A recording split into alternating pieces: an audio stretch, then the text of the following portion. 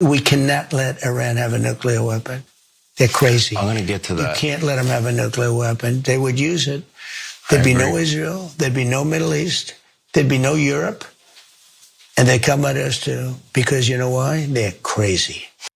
All right, so Trump in a little bit, we're gonna show you, also said that we are totally doing this war for Israel and a couple of the Gulf countries. You're gonna see it with your own eyes, which is amazing. But Ro, we start there with him saying that, you know what? This war, if we don't do it, we're gonna lose France. We're gonna lose the Netherlands, right? They're gone. Iran is going to destroy them with a nuclear weapon they don't have. So what do you make of this kind of exaggeration?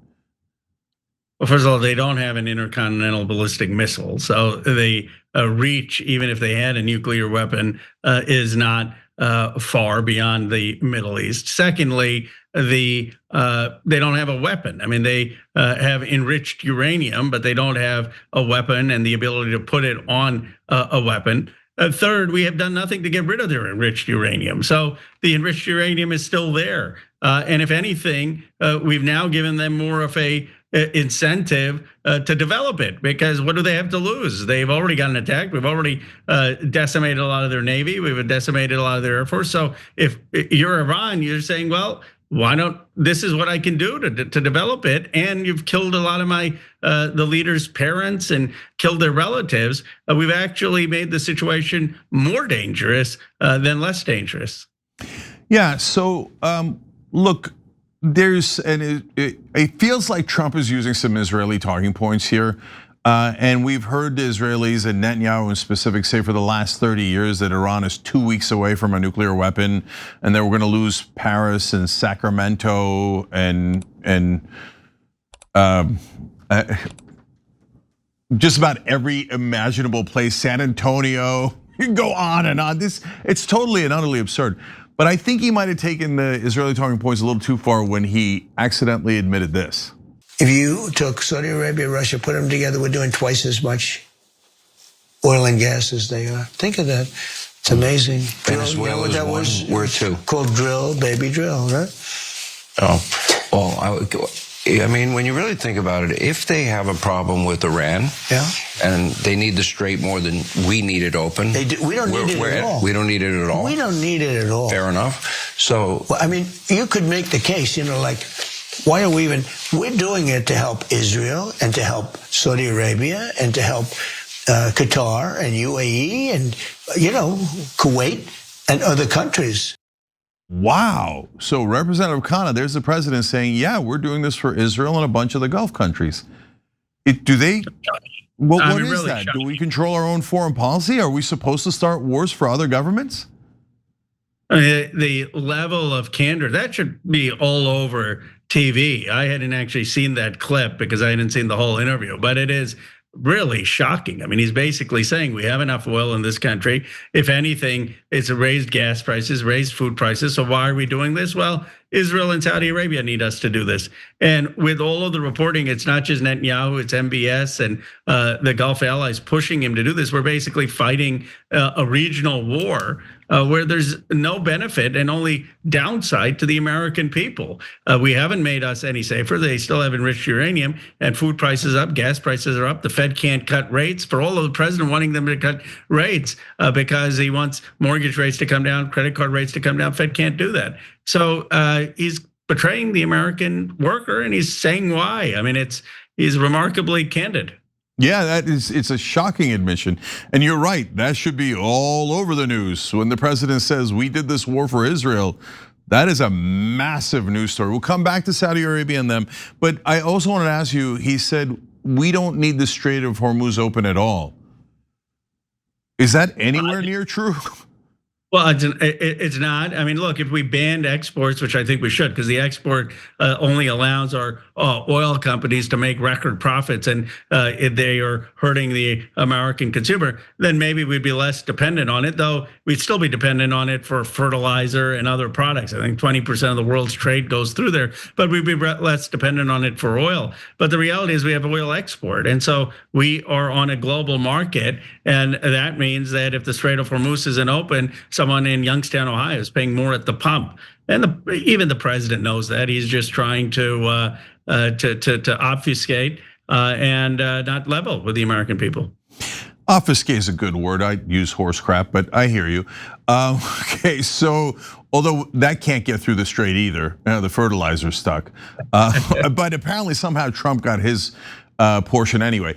But okay, now the last part of that remarkable stretch of answer there, from statements there from Trump. He says, well, it's not just Israel. We're also doing it for Saudi Arabia and UAE and Bahrain and Qatar and all these folks. And look, in my experience, and I speak for myself here, when I both cover the politicians and the media on the right-wing side, but also some establishment Democrats and also certainly some establishment pundits, and when I'm in debates on the issue of Israel, it is crystal clear when Israel has a new talking point, because almost all of their folks will say it. When I say their folks, I mean the overwhelming majority of Congress, the overwhelming majority of media. They will all use the same talking point at the same time. And I was in a debate just yesterday, and I get this weird talking point before Trump said that about, well, this war's, I cornered the guy into it basically admitting that America has no interest in this war at all. And he said, yeah, but the Saudis and the UAE and all these countries, we're not just doing it for Israel, we're also doing it for them. And maybe in their mind, they think that everyone thinks in a tribalistic way. So they're like, well, if it's for the Saudis, then I'm all for it. Like, no, I don't care if it's for the Saudis. Making it for the Saudis doesn't make it any better than if it's for Israel. The only people we should be concerned about is us. Do you know your brain rot index? No, of course you don't. I didn't either because I didn't know what it was, but turns out you might want to, especially after hearing this. Did you know that the average American checks their phone over 200 times a day? That's about 5 hours of screen time a day on just your phone. Unfortunately, that means your brain is rotting. A little bit, but have no fear. I switched over to Noble Mobile, downloaded their Noble Mobile Life app, and was able to track my own brain rot index. It's 0. No, I'm just kidding. My number was not great, but now that I'm on Noble Mobile, getting way better. It tracks how much you use your phone, how often you pick it up, and even shows you how to save money on your phone bill by using it less. New members can even earn up to $100 cash back for keeping their brain rot index under 100, which means you are very unrotten. Okay, so you unlock all that when you join. So download the Noble Mobile Life app today, track your own brain rot index, and learn how you can save money and spend more time doing things that actually bring you joy instead of doom scrolling on social media. Check it out by heading to tyt.com/switch or by downloading the Noble Mobile app. By the way, don't tell Andrew, but if you're on Wi-Fi, you also don't use your data, so you're gonna get money back anyway. tyt.com/switch. But here's the president now using this same exact talking point as the Israelis about, we're also doing this for the Saudis. Of course, inconvenient for them. And in the middle of that debate, and it was on Mario Nafal's show, he read a breaking news saying the Saudis then responded by going, no, we don't want the war to continue. That is not true, right? So, but putting that aside, Ro, are you more persuaded to continue the war if both the Israelis and the Saudis want it? Absolutely not.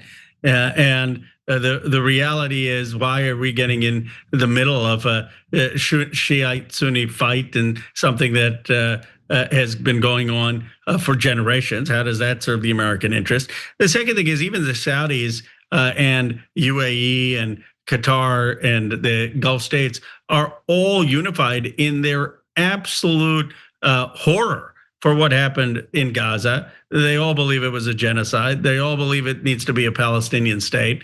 So it's not like they are on Netanyahu's side. They may be conveniently cheering on the bombing in certain places in Iran because they've had rivalries with them. But the population on the street, not the rulers, the population on the street is horrified that they're killing Iranian schoolgirls and killing human beings. And so I fundamentally believe that we shouldn't be in this war, and we shouldn't be using the talking points of these Gulf leaders to justify it, further separating us from the people in the Middle East.